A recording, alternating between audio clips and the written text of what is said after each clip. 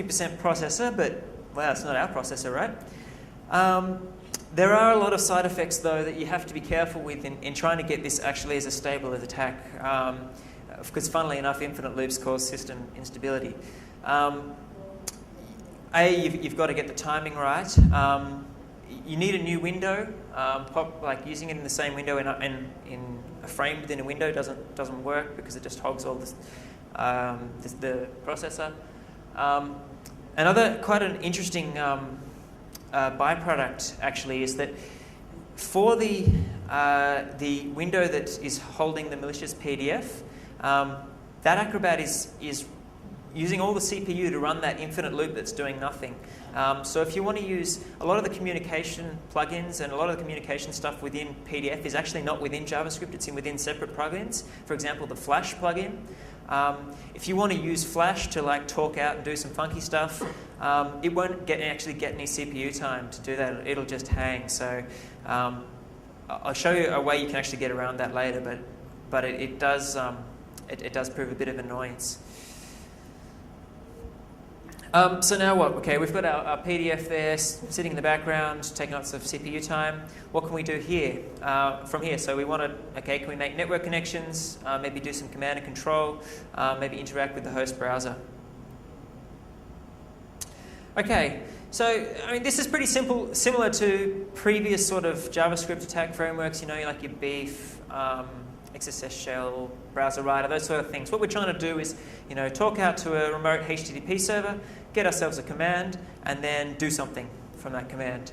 It needs to be covert because we've got a hidden window. We don't want to be popping windows all over the place. Ideally, it needs to work cross-domain because depending on how we've loaded this, whether we've loaded it through XSS or we've loaded it from our own browser, we probably want to attack other domains. So ideally, it works cross-domain.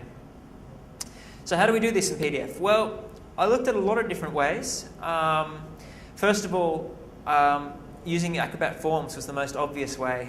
In Acrobat, you can do something like this.submit form, and that will send the form data onto example.com. You can also do some tricky stuff with FDF so that when you submit the form, it doesn't cause the PDF that's doing the submission to replace itself, because usually when the response comes back, it replaces the page. What I did notice, though, was that the submit form always gets the page to reload the PDF. So that's not really very useful in terms of our attack, because every request we basically unload ourselves and we lose. You can submit cross-domain with submit form, but the user is warned about it. So again, it's not so useful.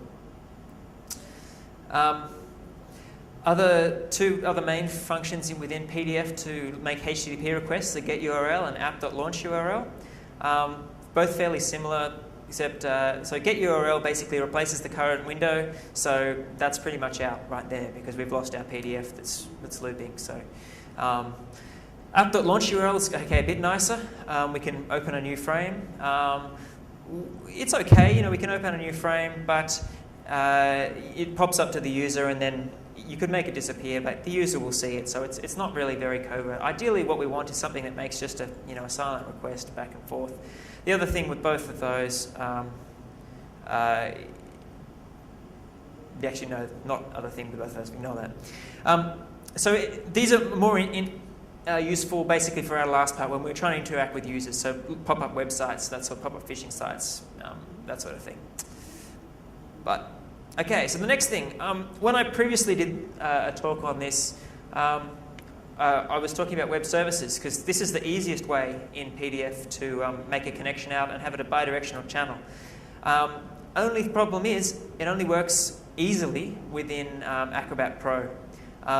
You can actually do it with the Acrobat Reader, but the PDF needs to be signed and it needs to have form submit privileges. And basically, in order to do that, you need the Adobe Lifecycle ES package, or I think you need to come to one of the talks tomorrow, possibly, but I won't give that away. So yeah, it works great, but unless you've got that, you can't use it. So well, I thought there's a whole bunch of other functions within an Acrobat.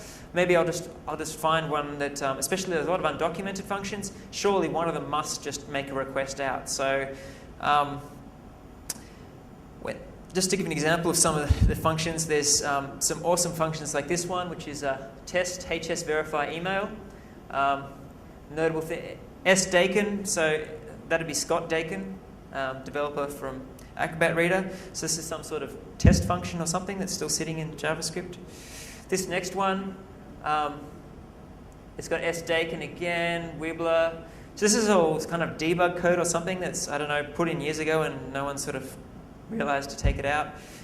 I Googled for Wibbler and this was the first thing that came up, which I thought was pretty funny. Keep working, guys. So basically what we're doing here, just doing for I in this, get all of the functions within the this object. For each one of those functions, okay, if it's a function, call it with a URL, see if it makes a connection, and then if it makes a connection, then hooray, we win. But turns out there's a couple of reasons why this doesn't work so easily. One, it crashes all the time when you try and do this. And two, all the functions I did find that actually did make a connection always warned the user of the cross-domain attempt. But yeah, there may be functions there, but I couldn't find any. So anyway, so I turned to looking at Flash, and basically you can embed Flash files within PDFs. And then you can use the Flash file to do the talking for you without triggering the warning signs to the user. So just I can do this. Oops. Actually, Firefox might be a bit easier.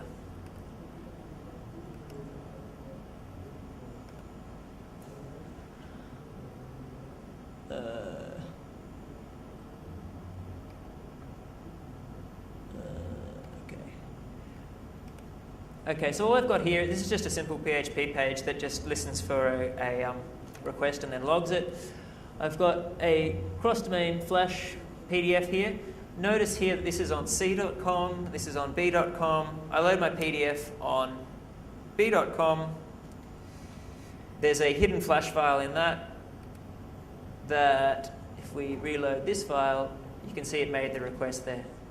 And so we can reload this a couple of times, and we'll see here, you can see it making the cross-domain request. So we've got a silent cross-domain communication channel.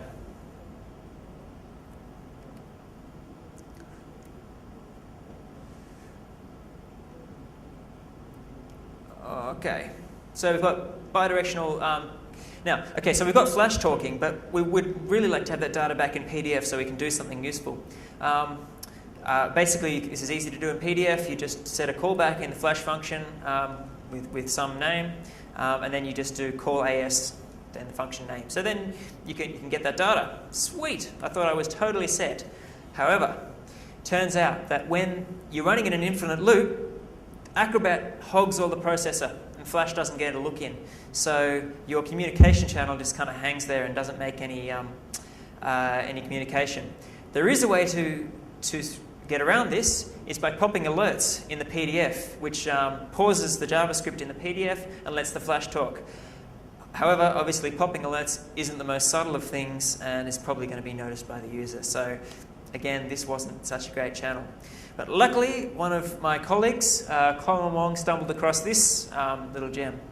So Acrobat also supports XML through the use of an XML data object. You can parse XML. If anyone's familiar with XML, you can define external references within XML. When you parse that XML parser is going to need to resolve those references. And so basically we've exploited this fact to induce the Acrobat to make a HTTP request. So there's a little sample down there. So we